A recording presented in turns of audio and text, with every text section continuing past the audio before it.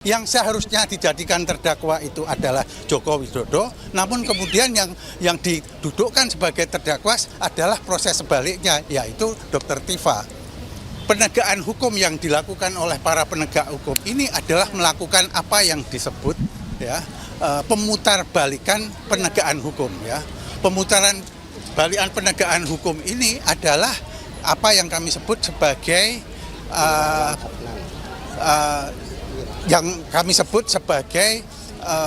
pemutarbalikan proses penegakan hukum, atau yang disebut adalah yang kami istilahkan sebagai reversal of judicial process. Apa ini artinya? Yang seharusnya dijadikan terdakwa itu adalah Joko Widodo, namun kemudian yang didudukkan sebagai terdakwa adalah proses sebaliknya, yaitu Dr. Tifa.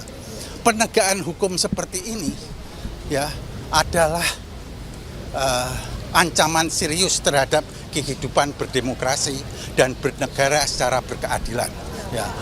Karena hukum itu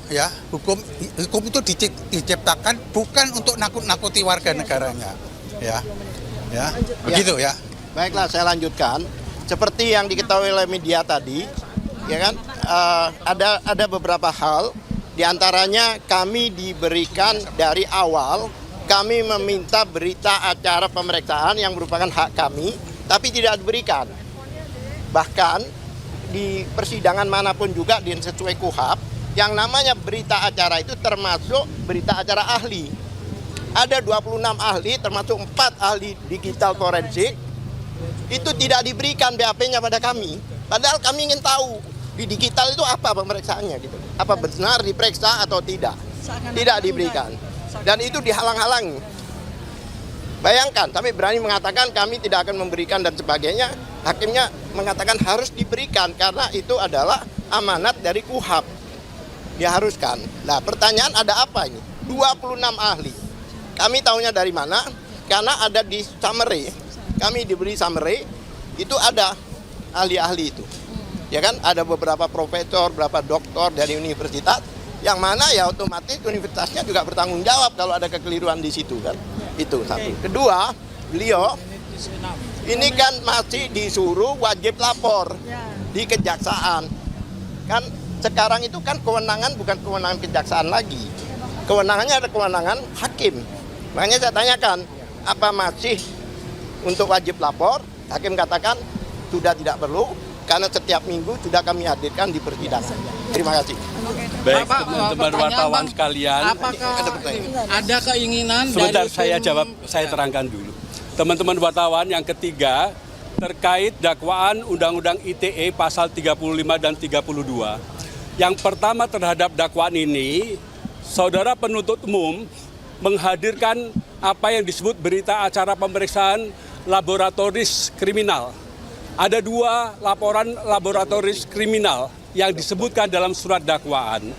Tetapi ternyata dalam daftar barang bukti tidak satu pun dari apa yang disebut berita acara pemeriksaan laboratoris itu yang dilampirkan. Yang kedua, bahwa dakwaan ITE itu terkait dengan perbuatan. Perbuatan apa? Perbuatan antara lain memanipulasi, mengubah, menciptakan, dan sebagainya. Dengan tujuan apa? Dengan tujuan agar sesuatu yang palsu seolah-olah otentik. Benar, asli. Jadi perbuatan. Tapi yang didakwakan oleh saudara penuntut umum bukan tentang perbuatan. Melainkan apa? Perkataan. Perkataan apa? Perkataan saudara Tifa dalam acara yang dipandu oleh saudara Aiman Wicaksono.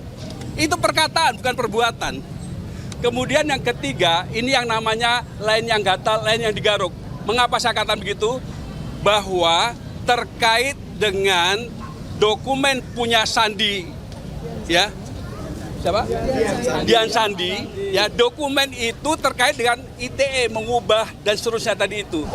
Tetapi oleh jaksa, saudara tadi dengar sendiri kan di ruangan sidang, dalam tanggapan terhadap kami, dia itu mencampur adukan dengan pasal-pasal terkait dengan fitnah. Ini lain yang gatal, lain digaruk. Kalau pasal fitnah bukan di situ, dakwaan pertama dan dakwaan kedua. Kalau ITE nggak ada urusan dengan fitnah. Karena tidak ada urusan dengan fitnah, maka urusan kita dengan pemilik dokumen. Inilah yang kami dalilkan dari sejak awal. Siapa pemilik dokumen? Dian Sandi, gitu loh. Nah, Dian Sandi itu nggak pernah ngelapor, nggak pernah keberatan. Yang keempat, kalau jaksa akan menggunakan kegiatan perkataan saudara Tifa dalam acara dengan Aiman Wicaksono sebagai delik perbuatan mengubah, menciptakan dan sebagainya, maka yang terjadi haruslah pertama kali dahulu adalah Jokowi mengatakan apa yang dimiliki oleh Dian Sandi itu benar adalah ijazah saya. Dan saya keberatan dengan perbuatan saudara Tifa. Ini tidak pernah ada pengakuan oleh saudara Jokowi bahwa yang ditunjukkan oleh saudara Dian Sandi itu adalah miliknya. Benar seperti itulah dokumen saya, ijazah saya, nggak pernah ada itu. Mengapa sekarang tiba-tiba dia teriak-teriak, ya seolah-olah itu adalah miliknya. Kalau betul, ya dia nggak usah menunjukkan ijazahnya. Dia cukup mengatakan kepada pers, kepada kita semua, bahwa itu yang ditunjukkan saudara Dian Sandi milik saya. Saya keberatan diolah oleh saudara Tifa. Begitu kira-kira. Terima kasih. Bang, ada satu pertanyaan, Bang. Apakah ada keinginan dari tim Tifa ini untuk mediasi ke istana untuk ketemu Pak Prabowo untuk mengungkap ijazah palsu ini? Saya pastikan begini. Kita tidak pernah punya keinginan mediasi. Tapi kalau yang Anda tanyakan dari pihak mereka pernah atau tidak, berkali-kali. Enggak, maksud saya mediasi itu untuk minta kepada Prabowo, Pak Presiden. Oh, Prabowo nggak ada urusan. Membantu. Nggak ada urusan. Nggak ada urusan. Jokowi ini. Nggak ada urusan. Ada lagi? Dokter Tifa boleh nggak? Oke, lanjut. Hah? Ya. Jaksa tadi menolak eksepsi Dokter Tifa seperti apa, Dok? Kita tidak pernah tahu tentang itu. JPU tidak pernah menjanjikan bahwa Jokowi akan dihadirkan. Untuk sebagai pembuktian data dan Jokowi tidak pernah menjanjikan hal Saya itu. tambahkan ya. Saya tambahkan. Menarik. Ini kan ada 4 pelapor ya. Kan ada Lex Sumanan dan sebagainya, ada Jokowi 4 pelapor. Di dalam BAP yang judulnya pelapor hanya 3 orang itu. Jokowi tulisannya saksi di situ. Makanya kami bingung juga. Makanya kami akan uji di persidangan ini. Jawabannya seperti apa, Dokter? Jaksa menolak eksepsi. Ya, begini ya, tadi ya saya memberikan sebuah kesan saja ya. Ya, begini ya, tadi saya mendengarkan tanggapan dari JPU atas nota perlawanan yang kami berikan ya pada minggu lalu. jangan nutupin Dokter Tifa. Ya, kurang lebih apa? Nutupin Dokter Tifa. Kurang lebih apa tanggapan dari JPU itu sudah jelaskan ya, kita semua juga mendengarkan. Nah, saya ingin menyampaikan sebuah kesan saja ya, pada saat saya mendengarkan itu. Begini ya, teman-teman semuanya, saya ingin mengingatkan kepada semua masyarakat Indonesia, bahwa seseorang bernama Joko Widodo itu sudah menjadi pejabat publik sejak tahun 2005, ketika menjadi wali kota 2 kali, kemudian menjadi gubernur DKI Jakarta, kemudian menjadi presiden 2 kali. Nah, apakah Anda ingat kapan pertama kalinya Joko Widodo itu mengaku bahwa dia lulusan dari UGM? Itu tahun 2017.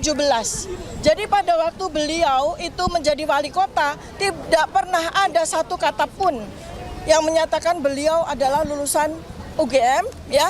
Dan kemudian tidak ada cerita ada pernah reuni, tidak pernah ada cerita membawa teman-temannya ke Balai Kota Loji Gandrung Solo, ya, termasuk juga ketika beliau menjadi gubernur 2 tahun. Tidak pernah ada cerita beliau bikin reuni dan sebagainya. Baru pertama kali kita tahu dari acara reuni tahun 2017 UGM itu ketika seorang bernama Bambang Tri yang membuka kunci kotak Pandora itu dihukum 5,5 tahun di tahun 2016. Nah, sejak itu peristiwa ini bergulir.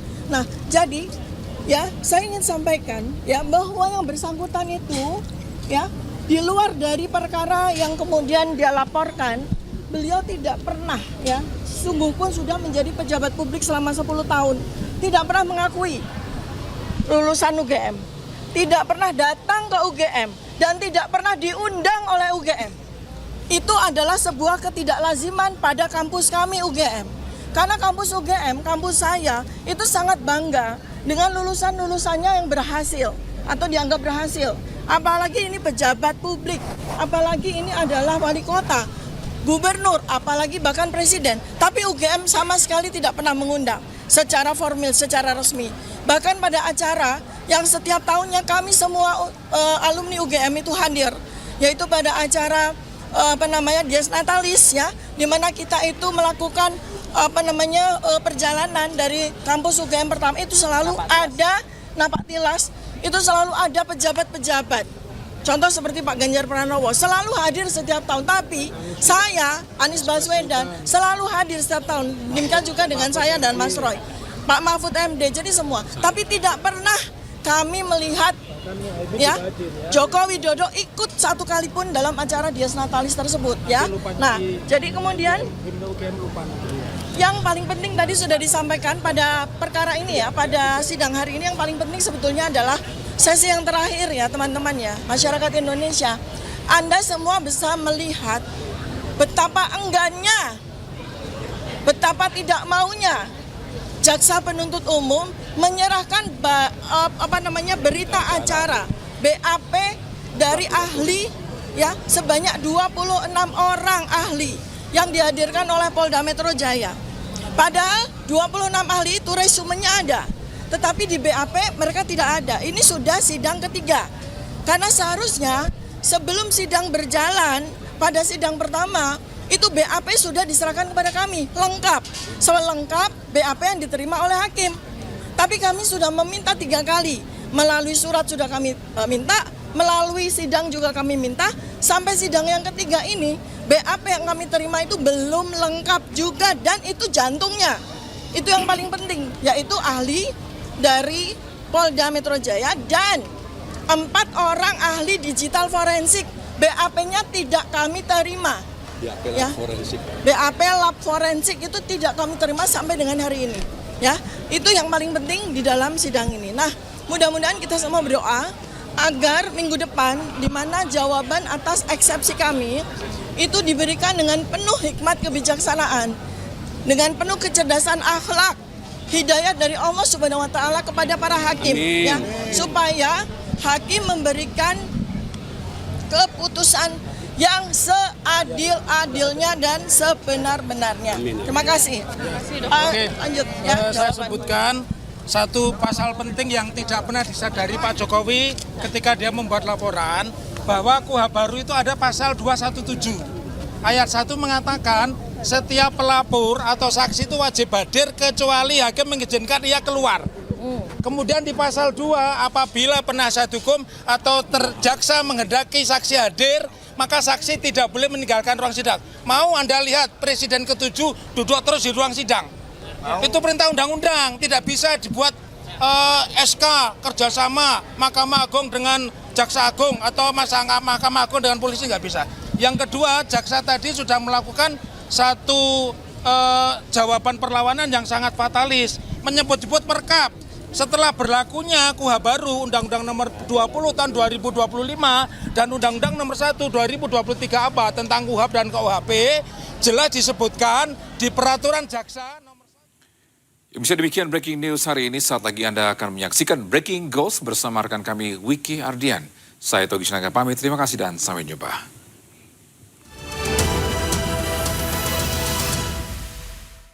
Oh, RJ itu boleh dong, coba sebutkan. Pasal 79 itu hanya berbicara restoratif justice, tidak ada bicara split sing, itu nggak ada. Ya. Kemudian yang kedua yang saya ingin katakan bahwa jaksa itu tidak konsisten, karena juga sudah ada surat edaran Mahkamah Agung nomor 1 tahun 2026 bahwa restoratif justice itu hanya dikenal di depan ketua pengadilan setempat. Jadi saya katakan nih pada RHS, saya malas menyebut namanya. Kalau dia menyebut hantu atau kalau saya menyebut males. RHS, DHL, dan ES itu tidak berlaku. Ada orang memperadilankan polisi, mereka masuk penjara. Ya, karena itu sudah diatur jelas di SEMA nomor 1 tahun 2026. Dan kebetulan di antara PH ini 3 adalah dosen-dosen pidana di perguruan tinggi. Ya, beliau di UI.